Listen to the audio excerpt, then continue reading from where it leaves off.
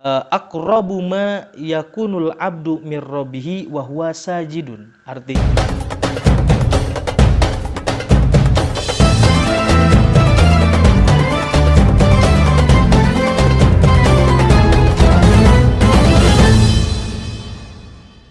pertanyaan kedua, ada yang bertanya, banyak sekali fenomena-fenomena orang melakukan sholat, tapi pas ketika sujud terakhir di dalam sholatnya, dia melamakan durasi sujudnya. Nah, maksudnya apa? Deskripsi daripada pertanyaan ini, sujud terakhir itu kalau misalkan dalam sholat subuh berarti sujud kedua di dalam rakaat kedua. Kalau sholat maghrib berarti sujud kedua di dalam rakaat ketiga. Kalau dalam sholat isya, isya, duhur dan asar berarti sujud kedua di dalam rakaat keempat. Itu maksud dari sujud terakhir. Nah, ini banyak sekali yang melamakan sujudnya dalam sujud terakhir. Nah, ini bagaimana hukumnya? Apakah sunnah? Apakah bagaimana? Mari kita cek jawabannya. Para hadirin yang berbahagia, hasil daripada diskusi, sebelum kita menjawab ke pertanyaan, alangkah lebih baiknya kita mengetahui dulu tentang spesifikasi daripada sujud.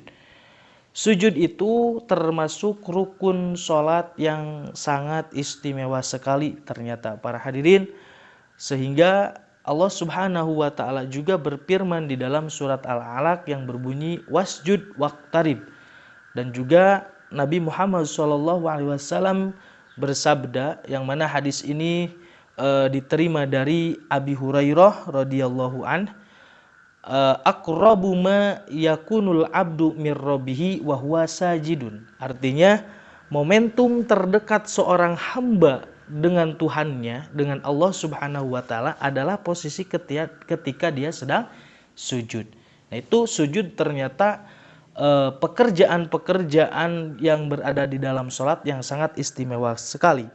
Lah, lantas bagaimana hukum melamakan sujud di dalam sujud terakhir di dalam sholat? Nah, ini untuk sementara kami belum menemukan ibarat shareh atau ibarat otentik tentang melamakan sujud di dalam sujud terakhir ketika sholat. Akan tetapi secara global hukum melamakan sujud itu hukumnya sunnah. Dalam artian tidak takhusus atau tidak tertentu pada sujud terakhir saja. Tetapi dalam semua rakaat juga sujud itu hukumnya sunnah untuk dilama-lamakan. Namun kebanyakan orang mentahsis atau menghususkan hanya dalam sujud terakhir saja. Nah, kami ini belum menemukan ibarat shareh atau ibarat otentik tentang masalah sujud terakhir. Tetapi secara global sujud itu sunnah hukumnya untuk dilamakan dalam berbagai rakaat, bukan dalam sujud terakhir saja. Nah, ini referensinya bisa Anda lihat di dalam kitab I'anatut Thalibin juz ke-1 halaman 166. Bagaimana? Kita buka dulu kitabnya I'anatut Thalibin halaman 166. Begini. Wa yusanu iksaru du'a fihi ay fi sujudi li khabari aqrabu ma yakunul abdu mir rabbihi wa huwa sajidun faksiru ad-du'a. Maka disunatkan hukumnya memperbanyak doa ketika sujud, karena ada hadis tadi yang sudah dibacakan. Bahkan di sini waqala fir raudhah tatwilu sujud afdalu min tatwili ruku. Melamakan sujud itu lebih baik atau lebih afdal ketimbang melamakan ruku. Dan juga ada sebuah penjelasan perlebarannya adalah ternyata hukum melamakan sujud ini hanya diperuntukkan kepada orang yang sholatnya munfarid dan imam yang diridhoi atau direstui oleh makmumnya. Jadi sekali lagi hukum boleh sunnah melamakan sujud ini diperuntukkan kepada pertama orang yang sholatnya munfarid atau orang sholatnya sendiri tanpa berjamaah, dan kedua boleh berjamaah tapi imamnya ini harus dapat ridho dulu daripada makmumnya. Itu jawaban dari pertanyaan kedua. Untuk selanjutnya, mari kita lanjutkan ke pertanyaan ketiga.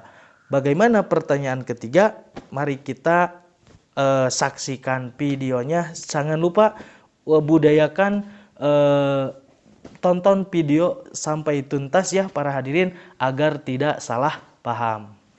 Baik, pertanyaan ketiga.